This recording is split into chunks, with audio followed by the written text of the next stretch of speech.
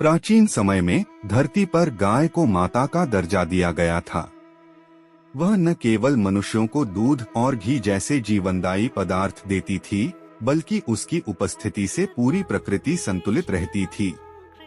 गाय को भगवान का प्रतिनिधि माना जाता था और लोग उसकी पूजा करते थे। एक दिन एक स्वार्थी स्त्री ने गाय माता से कहा, तुम्हारा दूध तो अमृत के समान है, लेकिन मैं इसे अपने लिए अधिक उपयोगी बनाना चाहती हूँ।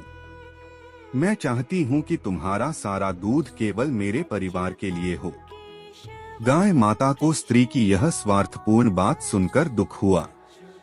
उन्होंने विनम्रता से कहा, पुत्री, मेरा दूध समस्त प्राणियों के लिए है, मैं किसी एक के लिए सीमित नहीं हो सकती। लेकिन वह स्त्री अपनी जिद पर अड़ी रही।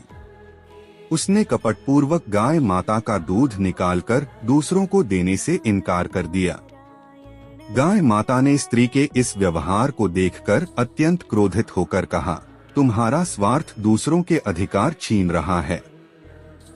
तुमने प्रकृति के नियम को तोड़ा है। इसलिए मैं तुम्हें श्राप देती हूँ कि तुम्हारे इस कर्म के कारण तुम्हारा जीवन कष्टों से भरा रहेगा, और जब भी तुम मेरी सेवा नहीं करोगी, तुम्हारे कर्मों का फल तुम्हें भुगतना पड़ेगा।